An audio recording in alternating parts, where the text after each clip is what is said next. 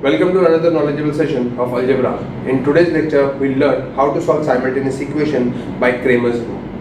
Coming to first sum students, which is an activity you can say fill the blanks, where we just fill the boxes. अब ये जो symbol आप देख रहे हो इसे कहते हैं डिटर्मिनेंट. हमें इस डिटर्मिनेंट को सॉल्व करना है. कैसे करना है? फर्स्ट टर्म जो लेफ्ट कॉलम का फर्स्ट कॉलम का जो फर्स्ट टर्म है 3 वो मल्टीप्लाई हो जाएगा 5 से. तो यहाँ पे आएगा 5 और यहाँ पे जो सेकंड डिटर्मिनेंट का जो फर्स्ट टर्म है वो है 2. सो दैट मीन्स 2 से मल्टीप्लाई हो जाएगा 4. और ये दोनों टर्म के बीच में हमेशा हमेशा हमेशा याद रखना डिटर्मिनेंट को सॉल्व करने का रूल कि वहां पे माइनस की साइन है. Now 5 3s are 15 and 2 4s are 8. Minus as it is रहेगा and 15 minus 8 will be 7. So here we complete our first activity. Coming to question number 2, which says find the value of the following determinant. अब the first question is students, determinant के अंदर -1, 7 और 2 और 4 हमारे पास है. तो अभी जैसा हम लोग ने एक एक्टिविटी किए थे, आप क्या करोगे? -1 इंटू पहले क्या करोगे? 4 करोगे. क्रॉस मल्टीप्लाई जैसा रहेगा, हमेशा माइनस की साइन आएगी यहाँ पे और आपका 7 जो है क्या हो जाएगा? मल्टीप्लाई हो जाएगा 2 से. 2 इंटू 7 नहीं लिखना है, हमेशा जो वहाँ पे जो टर्म ऑलरेडी अपनी प्लेस पे उसको लिखना है और फिर जो नीचे उससे टर्म मल्टीप्लाई हो क्या है वो लिखना है. ना इसको सॉल्व करेंगे तो -1 इंटू 4 -4 और ये हो जाएगा -14. सो ये सॉल्व होकर आपको माइनस माइनस प्लस बड़े की साइन आएगी, आपको प्लस करते हुए -18 आंसर मिलेगा. कमिंग टू क्वेश्चन नंबर 2, 5 -7 3 और 0. सो अब यहाँ पे क्या करेंगे? 5 इंटू 0 करेंगे, माइनस का माइनस आएगा और 3 से जो है आपका मल्टीप्लाई हो जाएगा -7. सो 5 zeros are 0, minus minus plus and 3 sevens are 21. तो 0 plus 21 आपको मिलेगा 21 answer. Coming to third sum student, this is a very important sum. Solve the following simultaneous equation using Cramer's rule. अब Cramer's rule was invented or discovered by Swiss mathematician Gabriel Cramer. इन्होंने simultaneous equation को solve करने का एक नया method निकाला. आपको हमेशा ध्यान रखना है कि आपके x और y के टर्म्स हमेशा लेफ्ट साइड में होना चाहिए और ये कांस्टेंट टर्म राइट साइड में, और दूसरे इक्वेशन में भी यही ध्यान में रखेंगे. Since we have to solve it by Cramer's rule, आप ऐसा मेंशन भी कर सकते हो. देयरफॉर बाय क्रेमर्स रूल आप ऐसा मेंशन भी कर सकते हो. स्कूल अगर बोलता है तो, नहीं तो आप डायरेक्टली भी सॉल्व कर लोगे तो भी चलेगा, क्योंकि we have to solve it by Cramer's rule only. Therefore, आप d के लिए क्या करोगे? सबसे पहला टर्म आप क्या करोगे? d फाइंड आउट करोगे. d क्या है आपको थोड़ी देर में समझ में आएगा. d के लिए आप क्या करोगे? आप x और y के कोएफिशिएंट्स को यहाँ पे यूज करोगे 3 और ये हो गया -4. और फिर नेक्स्ट क्या करोगे? आप जो है सेकंड इक्वेशन के x और y के कोएफिशिएंट आप ऐसा नोट डाउन करोगे और इसको सॉल्व करना शुरू करेंगे, जैसा अभी हम लोग बेसिक एक्सरसाइज में कर रहे थे. स्टूडेंट्स, अगर आपने d गलत फाइंड आउट किया या इसकी वैल्यूज गलत नोट डाउन की तो पूरा सम गलत आएगा इसके बाद. तो जरा सा इसके लिए जरा कॉशियस हो जाना और इसको देखते हैं, इजीली सॉल्व करते हैं. 3 इंटू 3 माइनस हमेशा आएगा और -4 इंटू आपका 4 होते हुए, तो 3 3 था 9, माइनस माइनस प्लस और ये हो जाएगा 16. ये फाइनली आपको देखा 25. तो आपको d की वैल्यू मिली 25. ना अब हम लोग क्या करेंगे स्टूडेंट्स? dx के लिए वर्क करेंगे. What is dx? अभी dx क्या है ना, आपको dx टर्म के लिए आपको ये देखो 3 और 4 क्या था?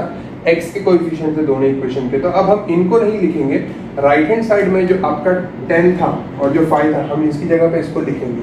प्लीज ध्यान देना स्टूडेंट्स, ये पहला सम है, इसके बाद के सारे सम इसी तरीके से आपको करना है.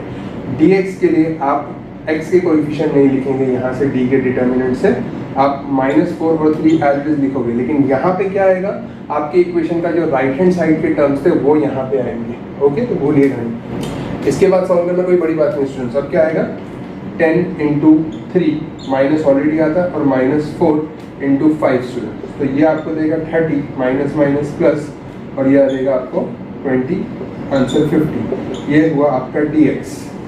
अब dy के लिए वर्क करेंगे. dy के लिए क्या करेंगे? अभी जो x में किया था वही dy के लिए करेंगे. हम क्या करेंगे? dy के अंदर d के y टर्म्स नहीं लिखेंगे, y कोएफिशिएंट नहीं लिखते हुए हम उनकी जगह पे इक्वेशन के जो राइट हैंड साइड के टर्म्स थे वो लिखेंगे और d का जो ये 3 और 4 था वो एज इट यहाँ पे नोट डाउन करेंगे. अब इसके बाद इजीली सॉल्व करते हैं. 3 इंटू 5 माइनस 10 इंटू 4, तो ये आपको 15 माइनस 40 देगा और ये सॉल्व होकर आपको -25 मिलेगा dy की वैल्यू. कितना इजी है. अब यहाँ पे सम खत्म नहीं हुआ स्टूडेंट्स, ये मुझे डी dx और dy ही मिला है, मुझे अभी तक x और y नहीं मिला है जो मेरा मेन सोल्यूशन है। सो इसके लिए स्टूडेंट क्या करना पड़ेगा आपको, x is equal to dx upon D करना है।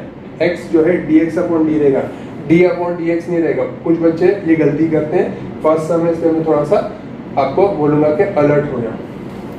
dx के लिए क्या करेंगे आप, यहाँ पे dx की वैल्यू है 50 अपॉन आपका ये d की वैल्यू 25, ये कैंसिल होकर आपका 2 आएगा, मिल गई x की वैल्यू 2। और y के लिए आप क्या करोगे student, same dy upon d करते हुए, dy आपका -25 था और ये आपका सिर्फ 25, तो ये कैंसिल होके माइनस में हो जाएगा, ये मिल गई आपको y की वैल्यू स्टूडेंट्स।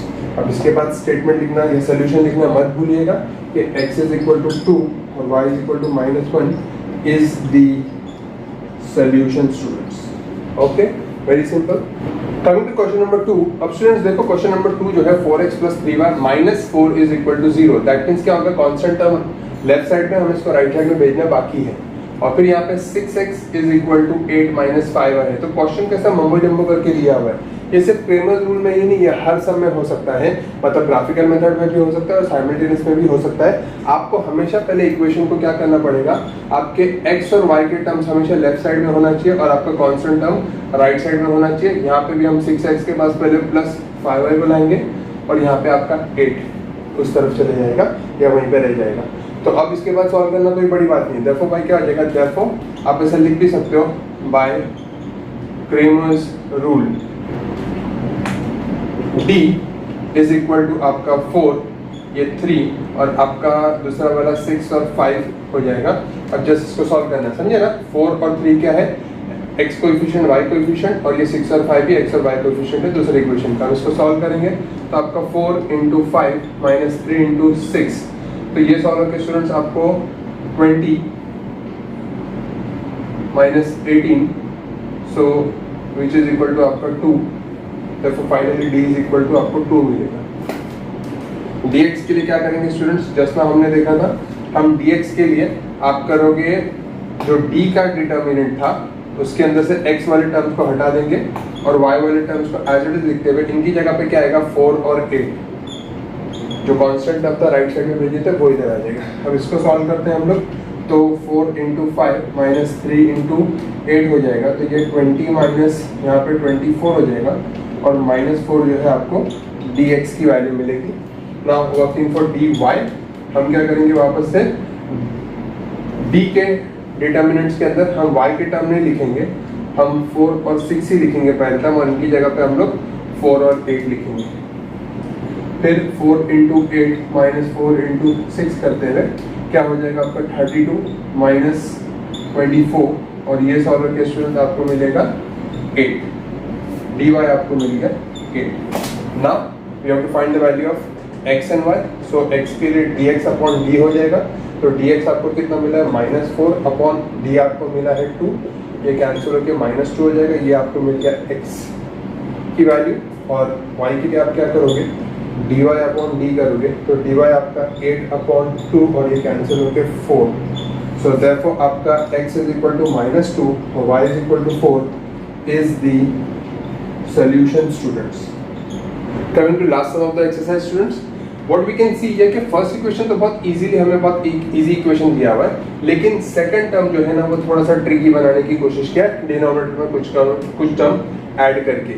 सो हम क्या करेंगे, इसको थोड़ा सा मॉडिफाई करेंगे। मैं क्या करूंगा, अब इसको आपको ऐसा रखना है तो आप एज इट इज रख सकते हो, अदरवाइज आप क्या कर सकते हो, ऐसे ही रख सकते हो, मतलब आप y का कोएफिशिएंट -½ लेके सॉल्व कर सकते हो डिटर्मिनेंट को, लेकिन वो थोड़ा सा कॉम्प्लिकेटेड हो सकता है कुछ स्टूडेंट्स के लिए जिनका बेस क्लियर नहीं होता है।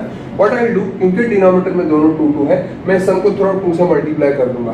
तो क्या हो जाएगा, जब 2 इधर मल्टीप्लाई हो जाएगा तो 2x हो जाएगा, 2 जब इधर मल्टीप्लाई होगा तो 2 कैंसिल होकर आपको सिर्फ y मिलेगा और 2 जब इधर आएगा तो 2 कैंसिल होकर 1 हो जाएगा।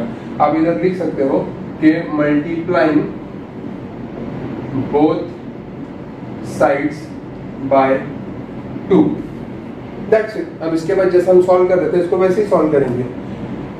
देयरफॉर बाय क्रेमर्स रूल आपका d हो जाएगा, आप पहले 2 और 3 को यूज करोगे और यहां से आप 2 और -1 यूज करोगे, y का कोएफिशिएंट -1 है, तो स्टूडेंट गलती से उठा के y लिख देते हैं या -y लिख देते हैं ना। 2 इंटू -1 यहाँ पे मल्टीप्लाई होगा, माइनस आएगा जाएगा, और 2 इंटू और 3 इंटू 2 आएगा, सो -2 -6 और ये -8 हो जाएगा सॉल्व होके। सो देखो आपका d जो है -8। वर्किंग ऑन dx, dx के लिए आप क्या करोगे, आप x के कोएफिशिएंट्स को हटाते हुए, आप x के कोएफिशिएंट को हटाते हुए आप 2 और 1 लिखोगे, ये वाला टर्म, और फिर यहाँ पे क्या करोगे, 3 और -1 जो था एज। अब इसको सॉल्व करते हैं स्टूडेंट। 2 इंटू -1 -3 इंटू 1, सो आपको -2 -3, और ये सॉल्व होकर आपको -5 देगा स्टूडेंट्स। माइनस माइनस प्लस 2 और 3 ऐड होकर 5 हो जाएगा, बड़ी की साइन आएगी। ये मिली आपको dx की value. Working on dy, dy के लिए आप क्या करोगे, d के डिटर्मिनेंट में से आप y के कोएफिशिएंट ना लिखते हुए आप क्या लिखोगे, उसकी जगह 2 और 1 पहले लिख के फ्री हो जाओगे, और बाकी बचा हुआ 2 और 2 एज इट इज लिखोगे। अब इसको सॉल्व करते हैं तो 2 इंटू 1 -2 इंटू 2, ये 2 -4, और ये होगा आपका -2 dy की वैल्यू। नाउ अगेन हमें x और y की वैल्यू फाइंड आउट करना था, भूलिएगा नहीं। तो x के लिए क्या करोगे आप, dx अपॉन d, तो dx आपका है -5 अपॉन d जो है -8, माइनस माइनस कैंसिल हो जाएगा, 5 अपॉन 8। ऐसा अटपटा आंसर आएगा तो घबराना नहीं किया, सर ये क्या हो गया यार, मैंने कुछ गलत कर दिया। Be confident and this is your answer. Answer fraction में भी आ सकता है। ये हो गया। y के लिए आप क्या करोगे, dy अपॉन d, तो dy आपका -2 अपॉन -8, ये कैंसिल होकर 1/4 आपको यहाँ पे आंसर मिलेगा y का। और फिर स्टेटमेंट लिखना मत भूलो, x is equal to 5/8, y is equal to 1/4 is the solution.